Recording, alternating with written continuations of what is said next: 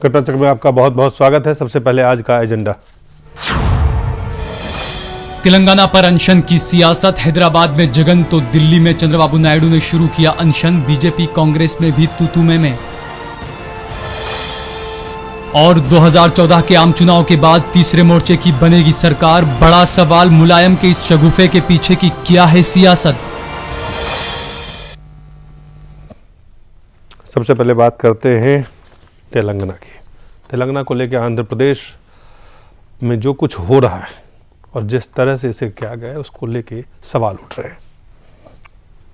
अलग अलग सियासी राय हैं, अलग अलग सियासी बातें आ रही हैं। सबसे पहले कांग्रेस ने तेलंगाना पे क्या कहा वो आपको हम दिखाते हैं। So there is no debate on this, and the views of the people of the nation along with the views of Andhra Pradesh people have been already taken into consideration. There were no agitation at all. People could have revolted when all these timelines were being drawn for Telangana region. That there had not been resentment against Telangana state formulation in past. And after formulation, this is all afterthought, vested with the political interest. Wasted with the political interest. सियासी कारणों से इसका जो कुछ हो रहा है वो सिर्फ सियासी फायदे के लिए किया जा रहा है। और चंद्रबाबू नायडू जो दिल्ली में जिन्होंने आज अनशन की शुरुआत की, उन्होंने क्या कहा वो भी आपको हम दिखाते हैं। Congress party is playing total politics. Here if you see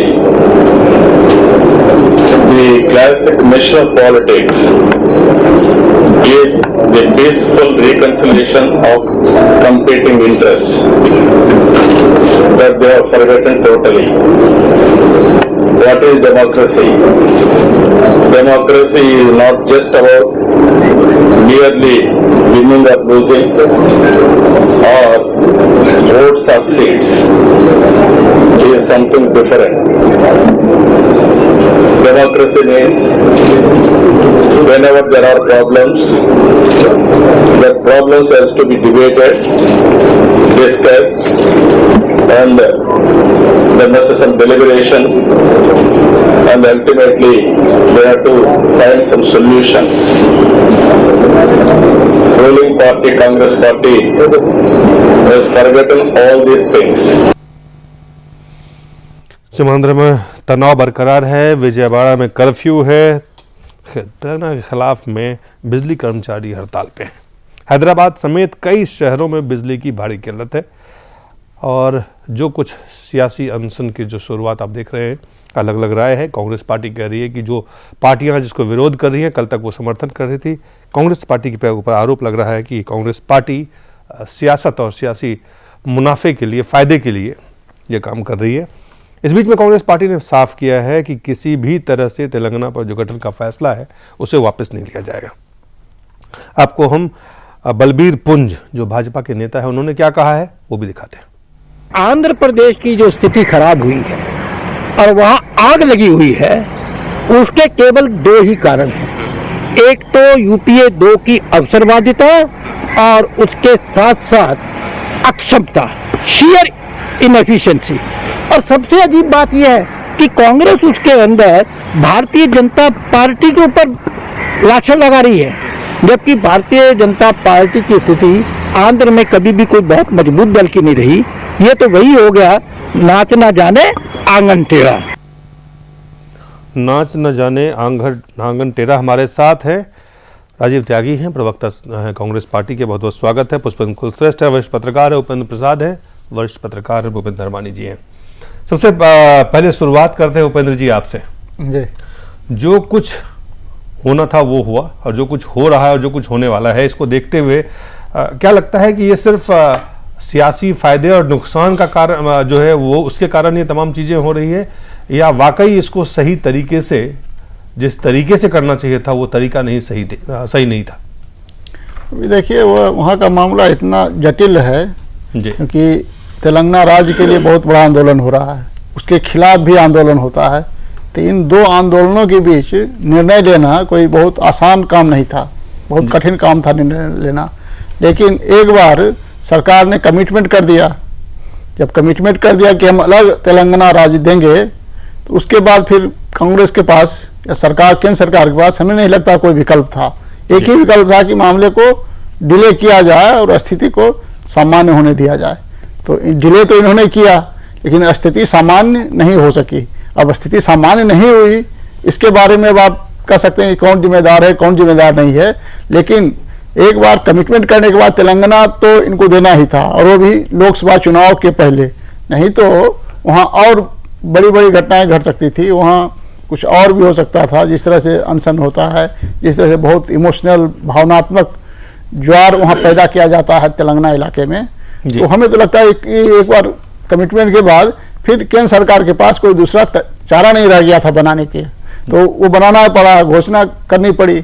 अब है कि कैबिनेट ने भी उसको ओके कर दिया है। अब कैबिनेट ओके करने के बाद आप ये देखिए, कई लोग जो जानकार है उनका मानना है कि चुनावी साल में कांग्रेस ने ये जुआ खेला है।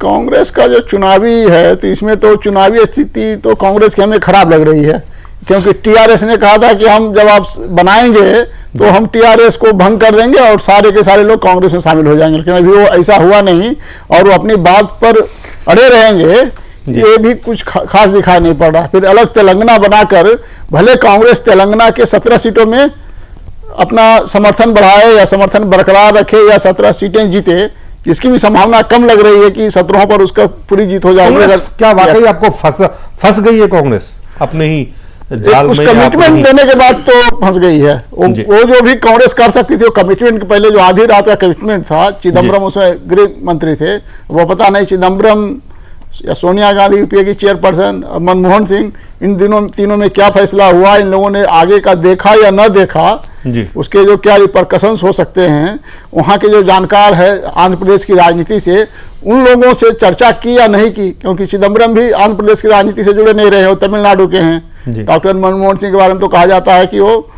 राजनीति से ही नहीं जुड़े हुए हैं।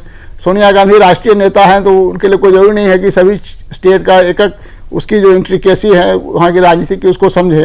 तो ये हमें लग रहा है कि उस समय निर्णय करने के पहले जितना उनको ग्राउंड वर्क करना चाहिए था, हालांकि उसमें ही इमोशनल बहुत माहौल बना हुआ था, लेकिन उसके बावजूद वहाँ के लोगों से जयपाल रेड्डी हुए और ये लोग, इन लोग से अगर राय मशविरा करके कुछ निर्णय ले आया था तब बेहतर किया जा सकता था। समस्या यही, उस पर दो चीजें देखें आप कि आंध्र प्रदेश से जो कांग्रेस के सांसद हैं, मंत्री हैं, वो इस्तीफा दे रहे हैं। आप देखिए जो मुख्यमंत्री हैं वहाँ के और उनके जो मंत्री हैं, वहाँ के जो विधायक हैं, वो नाराज हैं, और कांग्रेस से लगभग जो तमाम आंध्र प्रदेश के जो लोग हैं, जो नेता हैं, वो नाराज हैं और उन्हें लगता है कि ये सही स्थिति में पार्टी को नहीं, सही दिशा नहीं मिल रही है, सही स्थिति, इसको फायदा बहुत ज़्यादा नहीं होगा, नुकसान होगा वहाँ पे। तो क्या कोई भी पार्टी जो बात बीजेपी कह रही है, जो बात अन्य पार्टी चंद्रबाबू नायडू कह रहे हैं, क्या ये वाकई जायज़ है कि पार्टी जो है अपने भविष्य के आप देखते हुए कि ये इससे नुकसान होगा, फिर भी इस तरह का फैसला लेके काम कर रही है, तो उसमें सियासत शामिल है? देखिए, एक बात सही है कि इस समय आंध्र प्रदेश के अंदर जो कुल मिला के 42 सीटें थी, उसमें से एकमात्र ऐसा राज्य है जिसने कांग्रेस को सबसे ज़्यादा सीटें दी हैं, जिसकी वजह से आज उनकी सरकार जो है पहले के यूपीए 1 के मुकाबले मजबूत है। कोई 33 सीटें 42 में से कांग्रेस के पास हैं, और वहां आप ये देखें कि 4 बड़े खिलाड़ी हैं, जिसमें एक खुद कांग्रेस पार्टी है और एक उनके उस सूबे के मुख्यमंत्री जिनकी एक प्लेन हादसे में डेथ हो गई, उनका बेटा जगन रेड्डी, जिन्होंने अपनी एक कांग्रेस बना रखी है। उसमें टीआरएस है और टीडीपी है, इसमें भारतीय जनता पार्टी या लेफ्ट या और दीगर पार्टियां नहीं, ये 4 बड़े खिलाड़ी हैं। ये जिस तरीके से इस पूरे राजनीति की गई, इस पूरे मुद्दे के ऊपर, कि पहले चिदम्बरम साहब ने कहा, फिर शिंदे साहब ने कहा, और अब ऐसा क्या हो गया कि कांग्रेस पार्टी के जितनी भी रणनीतिकार हैं, ये अगर कमिटमेंट भी था कि हम ये देंगे, तो ये कमिटमेंट चुनावों की पूर्व संध्या पर आज कांग्रेस के खिलाफ खड़ी हुई है। कांग्रेस के मंत्री कांग्रेस के दूसरे मंत्रियों के खिलाफ खड़े हैं, जो तेलंगाना के कांग्रेस के मंत्री। क्या ये स्वाभाविक जो बात कही जाए कि स्वाभाविक है, चूंकि राज्य का बंटवारा होगा तो बहुत स्वाभाविक सी ये सोच है कि लोग विरोध भी करेंगे, समर्थन भी करेंगे, लेकिन लोगों के विरोध और सपोर्ट का मसला नहीं है। इस समय कांग्रेस 2 हिस्सों में समझ में नहीं आ रही, जो तेलंगाना का कांग्रेसी लीडर है और जो आंध्रा के लीडर, जो आंध्रा का है, वो वहां दूसरी लड़ाई है, वो कहता है नहीं सबको हमें इसको नहीं बंटवारा करना है, वो इसकी लड़ाई लड़ रहा है। जो तेलंगाना में वो कहता है हम तो लड़ाई लड़ रहे थे। लिहाजा कांग्रेस ने खुद ही अपने आप को बांट लिया। इसमें कोई और पार्टी बटी हो न बटी हो, लेकिन कांग्रेस ही के मंत्री एक दूसरे के सामने खड़े, कांग्रेस के एमपी एक दूसरे के सामने खड़े, और उनको अपनी जमीन की वजह से है, वो इस वक्त कांग्रेस पार्टी की लॉयल्टी से ज्यादा उनकी अपनी जमीन खिसकती हुई नजर आ रही है। शायद इसलिए इस पूरे डिसीजन में जो कांग्रेस पार्टी का पुराना स्लोगन था, कड़ी मेहनत, दूरदृष्टि और पक्का इरादा, इन तीनों का अभाव नजर आता है मुझे। जी भूपेंद्र जी, आपने सुना, दिग्विजय सिंह भी कह रहे थे, अन्य नेता भी कह रहे थे कि तमाम दलों ने इस फैसले का पहले शुरुआत में समर्थन किया था। अब तमाम दल अपना पल्ला झाड़ते हुए नजर आ रहे हैं। सब कहते हैं कि ये गलत फैसला है, ये फैसला सही तरीके से नहीं अपनाया गया। नहीं, देखिए मुझे ये लगता है कि जो पुष्पेंद्र जी कह रहे थे, आपने भी अपनी बात में कहा, सब दल जो कमिटेड थे वो नेशनल लेवल पर, चाहे बीजेपी है या कांग्रेस है, उन्होंने तेलंगाना का समर्थन किया या तेलंगाना का प्रॉमिस किया जी। वहां के एजिटेशन को देखते हुए। वहां की जो रीजनल पार्टियां हैं उन्होंने कभी भी इस इशू को लेकर इतनी फोर्सफुली अपनी आवाज नहीं उठाई कि तेलंगाना हम देंगे, या चाहे चंद्रबाबू नायडू की सरकार रही हो, चाहे कोई और सरकार रही हो, तेलंगाना के ऊपर लेकर उन्होंने कभी भी इसको इतना बड़ा इशू नहीं बनने दिया, और ना ही उन्होंने कभी इस बात के लिए हां भरी कि हम तेलंगाना के लिए जाएंगे। अब जो बात यह है कि वहां आग क्यों लगी, आग का कारण साफ है कि ये इतने वर्षों तक चलता रहा, उसमें आज इलेक्शन ईयर में जिस तरह एब्रप्टली सत्ता पक्ष ने ये डिसीजन लिया, उसके कारण जितने भी दल हैं उनके अपने अपने पॉलिटिकल इंटरेस्ट होने के कारण वो सब सड़कों पर आ गए और उन्होंने एक एजिटेशन ऐसा क्रिएट कर दिया। अगर ये डिसीजन मुझे लगता है कुछ वर्ष पहले लिया गया होता, जिसके पीछे पॉलिटिकल एम्बिशंस या पॉलिटिकल रीजंस नजर ना आते होते, सियासी फायदे अगर नुकसान ना होता, तो मुझे लगता है कि इतना बड़ा विवाद जितना बड़ा बन गया है ये, उतना बड़ा विवाद शायद नहीं होता। और यही कारण है, अगर आप देखें कि अभी पीछे होम मिनिस्टर ने भी एक स्टेटमेंट दिया था, उन्होंने कहा था कि वहां का एजिटेशन का कारण पॉलिटिकल कंपल्शंस भी हैं। ये स्टेटमेंट अगर होम मिनिस्टर दे रहे हैं सत्ता में बैठे हुए, तो आप समझ सकते हैं कि अगर वो पॉलिटिकल कंपल्शंस समझते हैं। और अगर आप देखें केंद्र में भी जो रिप्रेजेंटेशन है वो उस एरिया का है जो एरिया पूरी तरह से आज लिपटा हुआ है एजिटेशन के अंदर। तेलंगाना का रिप्रेजेंटेशन केंद्र सरकार में भी मिनिमम है, और जितने मंत्री हैं, जितने आपने अगर देखे हो आज तक, बहुत सारे जो अगर वहां पर राज कर रहे हैं, जिन्होंने चीफ मिनिस्टर रहे हैं, वो भी सीमांतराल की तरफ से ही आए हैं। चलिए, यही कारण है कि ये एजिटेशन दिन प्रतिदिन ग्राउंड पकड़ता जा रहा है, और अपने अपने पॉलिटिकल ग्राउंड बचाने के लिए सब तमाम दल जो है वो पोजीशन ले रहे हैं कि नहीं हम पोजीशन ले रहे हैं। एक महत्वपूर्ण बात यह है कि तनाव इतना ज्यादा बढ़ गया वहां पे कि सत्तारूढ़ जो कांग्रेस पार्टी के नेता है, उनके घरों पे, उनके जो कार्यालय हैं उस पे हमले हो रहे हैं। विशाखापत्तनम में वाईएसआर कांग्रेस के जो कार्यकर्ता है वो केंद्रीय मंत्री पुंडेश्वरी के ऑफिस में जबरन घुसने की उन्होंने कोशिश की, इसके बाद पुलिस को लाठीचार्ज करना पड़ा। और पल्लम राजू के घर के बाहर लोग धरने पे, वाईएसआर कांग्रेस के लोग धरने पे बैठे हुए हैं। त्यागी जी, आपसे सिर्फ ये जानना चाहते हैं, क्या लगता है कि जल्दी में फैसला किया गया और इस फैसले के जो अंजाम होने थे, जो कुछ होना था, उसको पूरी तरह से उस तस्वीर को नहीं देख पाए थे कांग्रेस पार्टी? और नहीं, मुझे नहीं लगता कि ये फैसला कहीं भी जल्दबाजी में लिया गया जी। 2011 में जब एक अनशन हुआ था तेलंगाना को लेकर के, और उस अनशन में की वजह से, उस अनशन की वजह से गृह मंत्री जी को, उस टाइम तत्कालीन गृह मंत्री को 2011 में बोलना पड़ा था कि हम लोग बाग तेलंगाना को बनाने के लिए कृत संकल्प हैं, और यूपीए के ये घोषणा पत्र में भी था कि हमने तेलंगाना, अब नुकसान हो रहा है उससे, आप साफ देख रहे हैं। राजनीति में हर चीज नुकसान फायदे को लेकर के नहीं की जाती, स्थिति को जायजा तो लेना चाहिए। राजनीति व्यापार नहीं है कि जिसमें हर चीज में आप स्थिति का किस आकलन तो करना चाहिए, वो आकलन आप नहीं कर पाए जी। हर चीज आप फायदे के लिए नहीं करते, कुछ आपके कमिटमेंट्स होते हैं, उन कमिटमेंट्स की वजह से कई बार आपको नुकसान भी होता है, कई बार फायदा भी होता है। उस कमिटमेंट की कीमत लोगों को क्या चुकाना पड़ता है? देखिए, आज जो स्थिति बनी हुई है उसके लिए आप किसको कहेंगे? और जो तेलंगाना में आत्महत्या कर रहे थे लोग बाग, तेलंगाना बनवाने के लिए? वो क्षति नहीं थी? नहीं, वो भी जब तेलंगाना को लेकर के बसें चल रही थी, इसके बसें चल रही थी, सड़कें बिल्कुल अवरुद्ध थी, बिल्कुल, और हर तरह से आंदोलन चरम पे था। मैं सिर्फ ये कि जो स्थिति आज बन गई है तेलंगाना में, आंध्र प्रदेश में, कहीं ना कहीं अगर बृहत स्तर पे विस्तार से इस पे बहस चर्चा और इस पे कहीं ना कहीं संवाद होता तो शायद ये स्थिति के नियंत्रण में आज बेहतर। बाकायदा संवाद हुआ 2011 से, मैंने बताया ये प्रोसेस चल रहा था, सभी दल इस पे सहमत थे, सभी दल सहमत थे। और आज देखिए प्रजातंत्र की विशेषता ये है कि आज आपकी असहमति है, कल आपकी सहमति हो सकती है।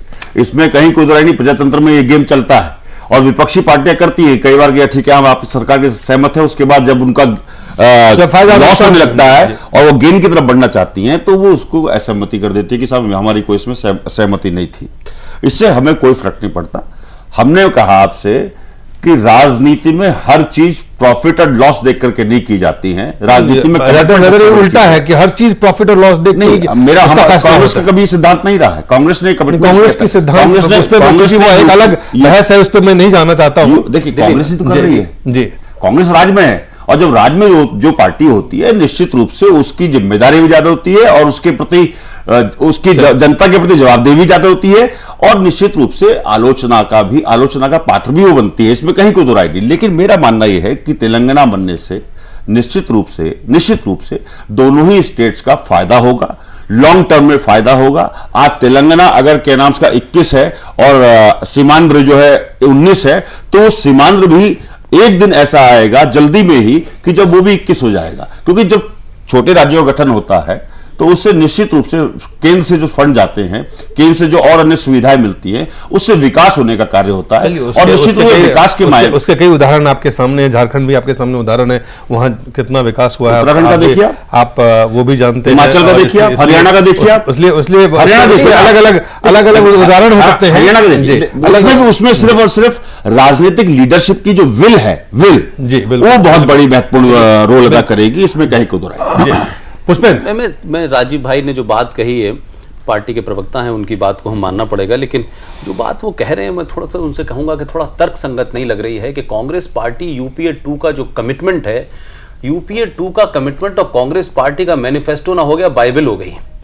एक तो ये कमिटमेंट के नाम पे कह रहे हैं कि हमारा कमिटमेंट था इसलिए हमने किया, तो चुनावों की पूर्व संध्या पर फूड बिल, चुनाव की पूर्व संध्या पर लैंड बिल, चुनाव की पूर्व संध्या पर रेहड़ी बिल, चुनाव की पूर्व संध्या पर आंध्रा के बाइफर्केशन की बात, चुनाव के पूर्व संध्या पर आप चाहते हैं कि सांप्रदायिकता का बिल आ जाए। और जहां तक कमिटमेंट की बात है तो हम तो 65 साल से आपका कमिटमेंट एक बहुत बड़े वर्ग के प्रति देख रहे हैं कि उस वर्ग को आप इतनी सारी सुविधाएं देने के बाद आप 65 साल बाद कहते हैं कि सच्चर कमेटी बनाओ, मुसलमान दलितों से बदतर है। उत्तर प्रदेश का चुनाव की घोषणा से मात्र 28 घंटे पहले आप कहते हैं कि उत्तर प्रदेश में मुसलमानों को 4.5% रिजर्वेशन दिया जाएगा। आपकी जो कमिटमेंट है ये बड़ा खतरनाक है। आप कहते हैं हमारा कमिटमेंट है, लेकिन सारे आपके कमिटमेंट जो है चुनाव से घंटों और महीनों पहले आपको याद आते हैं। ये मुझे बड़ी ताज्जुब की बात है, बहुत ताज्जुब की बात है। इसका जवाब देना चाहते हैं राजीव त्यागी जी और वो जवाब दे, लेकिन उसमें सिर्फ एक सवाल मैं जोड़ना चाहता हूं। कमिटमेंट की आप बात करते हैं, कमिटमेंट ये भी था कि 100 दिन के अंदर आप महंगाई को नियंत्रण करेंगे, इसलिए अब आप बताएं।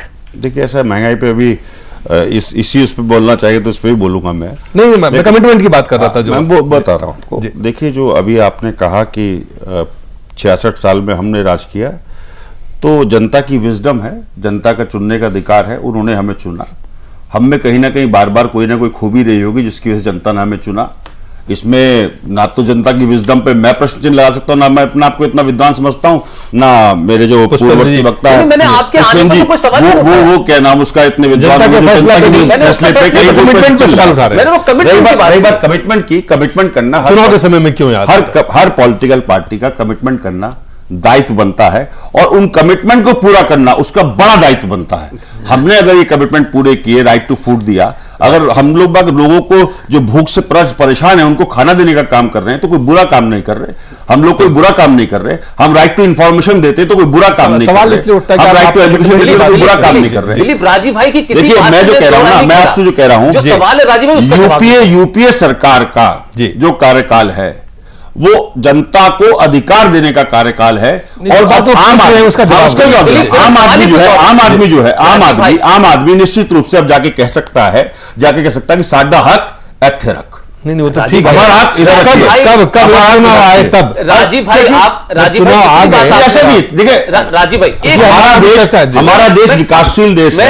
हमारा देश अभी इतना विकसित नहीं है कि आप एक ही दिन में सारी योजनाएं बनाए और एक ही दिन में सारी योजनाएं कार्यान्वित कर दें। एक सवाल आपसे पूछ रहा हूं, आपको बजट का प्रावधान करना पड़ता है। बजट का प्रावधान करने के पश्चात जब आप कार्य करते हैं तभी वो चीजें हो पाएंगी। राजीव भाई, मैंने आप जितनी बात कह रहे हैं, मैंने ये नहीं कहा कि आपने राज किया तो आपको जनता ने नहीं चुना था इसलिए किया। मेरा इसमें कोई, मैं ये कह रहा हूं कि 65 साल राज करने के बाद, इतनी स्कीमें चलाने के बाद आपको सच्चर कमेटी बनानी पड़ती है और उस पर भी किसी को ऐतराज नहीं है। सवाल यह है कि सच्चर कमेटी की रिपोर्ट उत्तर प्रदेश के चुनाव की घोषणा से मात्र 28 घंटे पहले आपको याद आते हैं। मैं ये कह रहा हूं कि चुनाव की पूर्व संध्या पर आप सारे commitment, food bill, information bill, right to education bill, land bill, रेहड़ी बिल, और अब आपको चुनाव की पूर्व संध्या पर यह बाइफरकेशन, मेरा सिर्फ टाइमिंग में कह रहा हूं, आपका कमिटमेंट है वो, आपके लिए आपका मैनिफेस्टो बाइबल है, आप पूरा करें, किसी को दुख नहीं है। लेकिन आपके इस कमिटमेंट से एक वर्ग में इतने लोग मारे जा रहे हैं, उसकी जिम्मेदारी कांग्रेस लेगी कि नहीं लेगी? चाहे वो तेलंगाना से मारे जा रहे हो, चाहे शूटर साइड के ऑर्डर दे रहे हैं, आज कांग्रेस के साथ खड़ी हुई है, वहां कोई विपक्षी पार्टी का रोल नहीं है। उसके बाद इनकी जिम्मेदारी कौन लेगा? देखिए, तेलंगाना में जब तेलंगाना बनाने वाले जो लोग बाग थे, जो बनाना चाहते थे, जब वो मर रहे थे, उसकी जिम्मेदारी आप लेंगे? कोई जिम्मेदारी नहीं ले। लेकिन सरकार के फैसले की बात कर रहा हूं मैं। सरकार का फैसला मैं सरकार के फैसले में विरोध में मर रहे हैं। बता चुका हूं, 2011 से यह प्रोसेस शुरू हो चुका था। 2011 से लेकर के राज्य के बंटवारे को लेकर के सरकार को बहुत सारे प्रावधान करने पड़ते हैं, उसमें टाइम लगता है। 2011 में जो प्रोसेस चला था 2013 में हमने पूरा किया। भाई, आप आम जनता की छोड़ दीजिए, आप अपने एमपीज को और मंत्रियों को नहीं समझा पाए। जब आपने फैसला ले लिया था 2 साल पहले, तो आज आपके मंत्री इस्तीफा देके क्यों जा रहे हैं? आज एमपी आपको क्यों छोड़ रहे हैं? मैं कहना चाहूंगा कि उसको गृहमंत्री बहुत सारे कर चुके हैं, वो शायद समझने के लिए बेहतर स्थिति होगी। गृहमंत्री कह चुके हैं, चलिए जो गृहमंत्री कह चुके हैं। हमारा समय हो गया छोटे से ब्रेक के लिए। ब्रेक के बाद हम वापस आएंगे और चर्चा करेंगे तीसरा मोर्चा।